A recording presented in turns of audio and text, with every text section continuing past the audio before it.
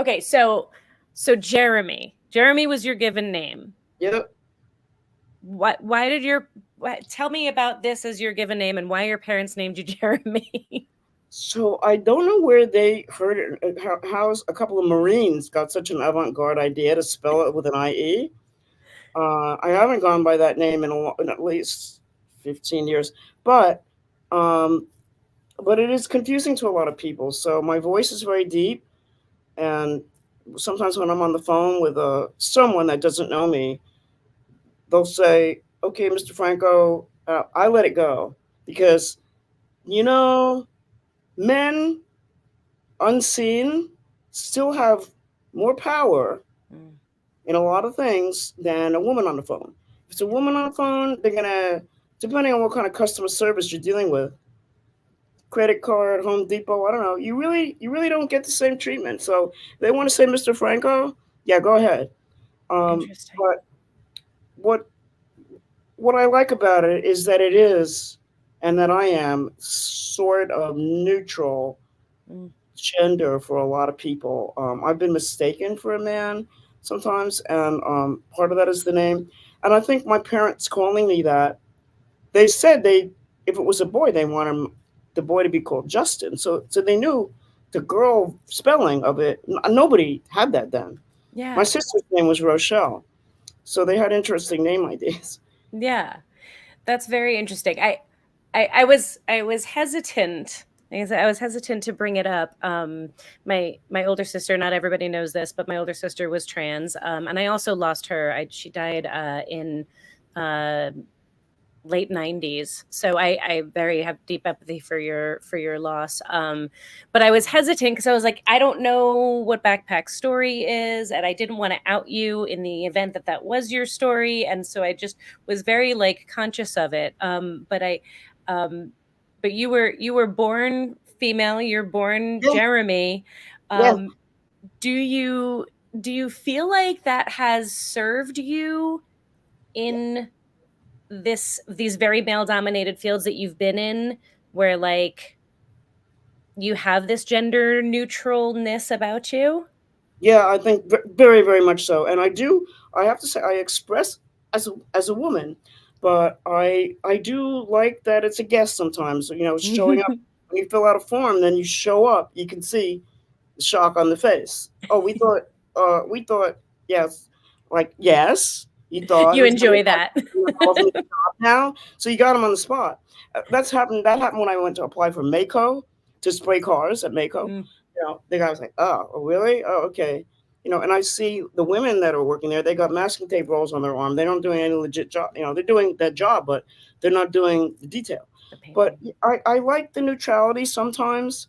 Um, I directed the Vagina Monologues for 2 years at Alwood House, and Okay. my executive producer is Diana Udy, and she's a lesbian. I And know during Diana Yudi. do I do. She was a customer of mine when I had my shop. Oh my goodness, small world. Okay. oh my gosh! Oh, I can't wait to tell her. I'm going to see her in 2 days. She's That's pretty much awesome. like best friend, like Oh, one of my two best friends. And so Diana is, well, she is a lesbian, but she's discovered a whole world as I did. When we were doing that play, I did the trans role. There's a trans part in that. mm, Why we didn't cast it that way? It was open to casting that way, but the person, we had a trans person in that, but they wanted a different role. But anyway, I lived in the Lower East Side of New York, and then part of my life in New York was in near the West Village, and a lot of my friends in the early days of being out, in the early days, I just had empathy, sympathy, and fun. Like we just hung around. We mm, hung around. Here, so here, Diana and I noticed after 2 years of doing the vagina monologues, we need to do the out monologues, and we mm. set up a whole outline to do this together, and we wanted to make it way more open to trans people. So we reached out to 1 in 10. We reached out to so many different organizations, wasting, and we were going with it, but life happens, it kind of had to go on hold. Yeah. But I I love the way that it has opened so much more. But I see what's going to happen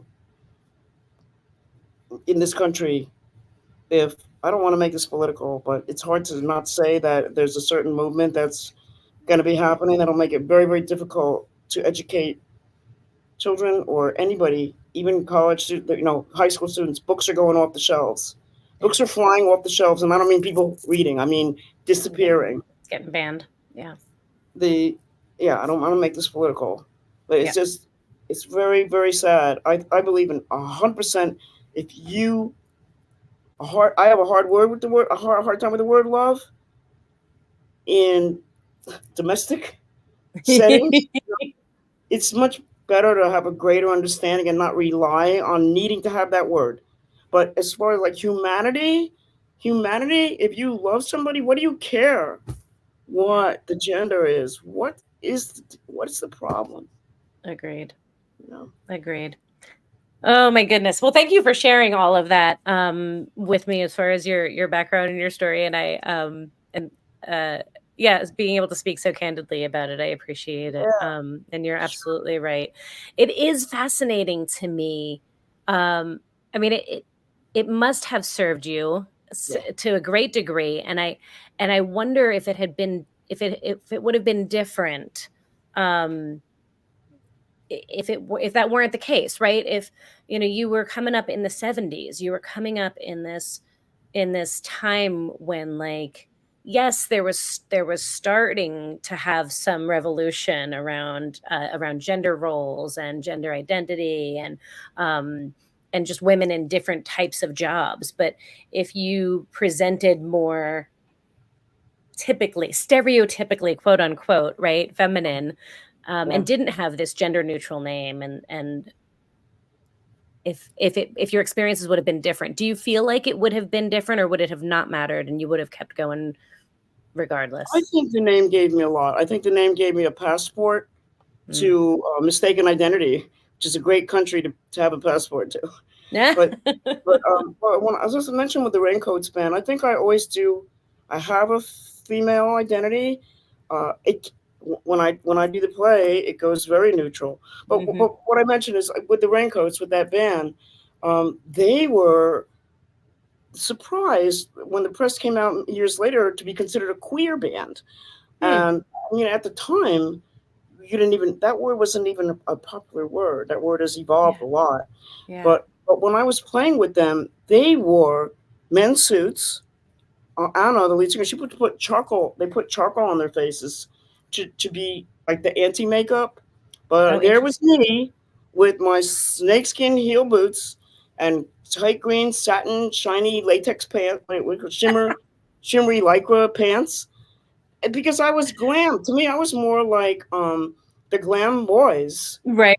but it definitely came off not like it looked like I was in a different band. And so in some of the interviews that the Raincoats did a few years later, Gina, the bass player, she said, she said Jeremy didn't get it at the time. She didn't really get it. She was wearing all her glam stuff.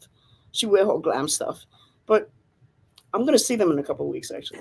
But I really I don't even remember fighting the idea that I wasn't born Mary Lou with blonde hair. I was lucky to be this, not beautiful, not tall. In the eye of the beholder.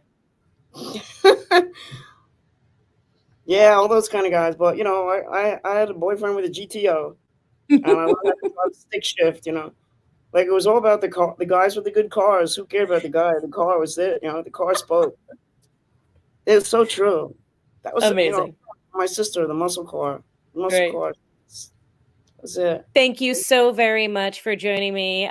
Folks at home, thank you guys for tuning in. I hope you enjoyed meeting Bacpac as much as I did. I know there's a whole lot more to hear about her story, so make sure you go give her a follow, check her out, keep up with all that she is up to.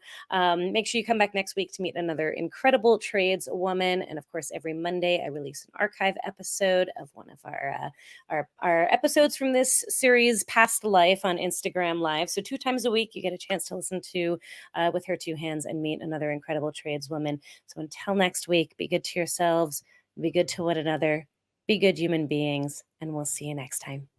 Bye, guys.